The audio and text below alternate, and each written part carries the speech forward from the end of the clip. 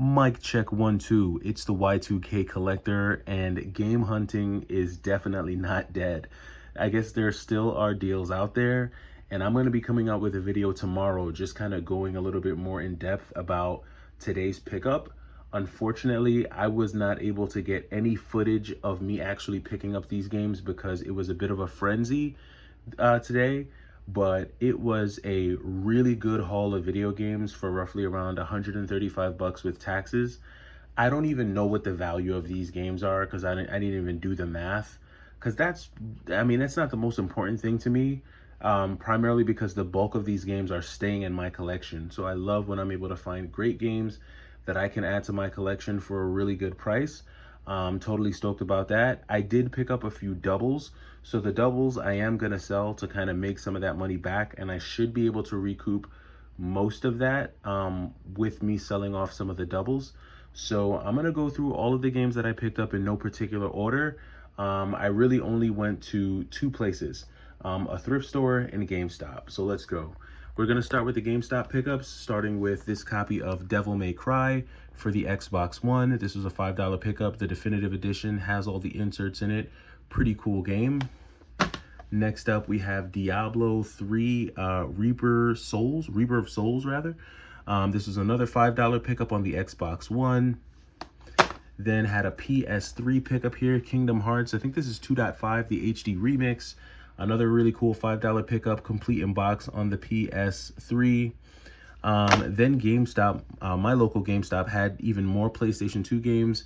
They had another retro game here, Final Fantasy X-2. This was another $5 pickup, well, really $4.75 with the pro member discount. But this was actually shockingly complete in box as well. So I was able to get this complete in box on the PS2. So really good deal there.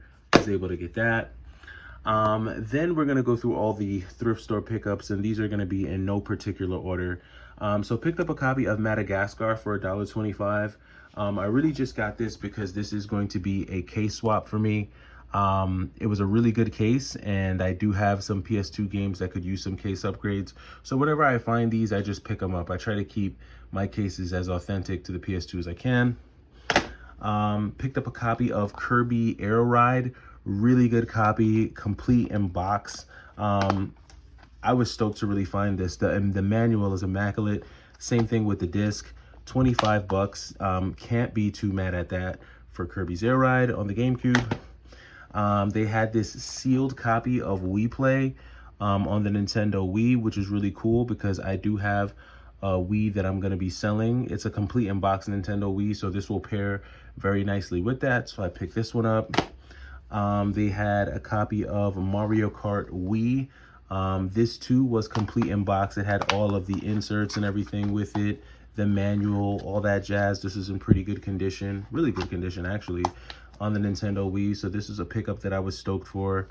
But I do have this game already, so this is going to be a double. I may bundle this with the Wii that I sell, which is pretty cool. You get a Wii and 2 games for a decent price. I might sell both games and the Wii, maybe 60 bucks or so, 65 bucks. I got to see what I'm going to do with that, because the Wii that I'm selling is backwards compatible and it does play GameCube games. Next up, I got a copy of Marvel Ultimate Alliance on the 360. This was a $2 pickup here, or $2.50 pickup here. Really good game. I've had this so many times in my collection and sold it so many times, but I think I'm going to keep it this time actually. This is the actual double pack where you get Forza and Ultimate Alliance in one. So went ahead and picked that up. Everything's in here too. Very clean, very immaculate, and like new condition. So added that. I was excited to get this copy of Mario Galaxy because I've been trying to get a copy of Mario Galaxy, but I don't want to pay the GameStop price for it. I think they're charging 20 bucks, and to me that just seems like a lot for this. So I was actually hyped when I got it, but then I was depressed when I opened it because although it had 2 games inside of it, neither game was Super Mario Galaxy. It had Brothers in Arms in here and Rock Band. So I guess I got they got me on this one. Nevertheless, it was only $4, so wasn't too depressed about it. You win some, you lose some. They had a copy of Iron Man. I did pick this up because I am wanting to collect all of the Marvel games. So I was stoked to kind of see this as well. It is complete. on the Wii, so went ahead and picked that up. Really good condition copy of Iron Man. Then they had, this was pretty cool, they had a sealed copy of Resident Evil 4, the Wii edition. So I rarely run into sealed games for $4. So this was a really cool sight to see. So went ahead and picked this one up as well. Then this was a game that I was really glad to get my hands on, because I've been trying to get my hands on a copy of Avatar the game for forever. I've seen this a few times in GameStop and I've been so tempted to pick it up, and I'm glad I never did, because I found it for $7. And to me, that's a really good deal, because the GameStop tries to sell this for like 25 bucks or so, and I've seen it online for like maybe 19 bucks or so. But this one is cool because it came with all the inserts. It's in like new condition, barely ever played. And I am trying to add to my 360 collection, but I'm not gonna overpay for 360 games. So whenever I see some of them like these, like especially the ones that are linked to like movies and stuff, I'll add them. So added this Avatar game, was glad to find that. Whoa, little towers falling over there. All right, next up, they had this game, which is unique. This is also sealed, brand new. This game was $1.25, I think. This is Ski and Shot on the Nintendo Wii. This is a unique game. I've never seen this one before. It is brand new, and it uses like the little Wii board along with the controller. I guess there's aspects of it where you kind of have to ski, and then aspects of it where you have to shoot. So that's really all I know about it. I mean, and that's pretty obvious from the name of the game, but went ahead and picked this one up. It was a sealed game, and for $1.25, you can't beat it. Then we get to some good stuff here. So they had this complete, I was stoked about this. This was kind of wild. They had this complete in-box copy of The Legend of Zelda Wind Waker, complete. Look at that manual in pristine condition. The case does have like some old, what looks like old soda on it or something. I'll wipe that off real easy. But to find a complete in-box copy of Wind Waker for 25 bucks, I wasn't mad at that. I went ahead and snagged that up real quick. Was pretty stoked about that. Then they also had this copy of Tony Hawk's Pro Skater 3 for $5 on the GameCube. I'm a fan of Tony Hawk. I like Tony Hawk. This is also complete in box. These GameCube games were like in like new condition. It was crazy. $5 on that, so I'm not mad at that at all. And then last but not least, they had this copy of Mario Tennis on the GameCube as well. This one was 15 bucks, a little bit more on this one.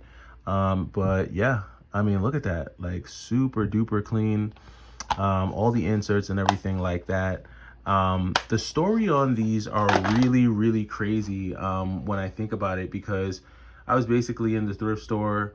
A guy comes by, one of the workers comes by and just drops a stack of GameCube games on the counter.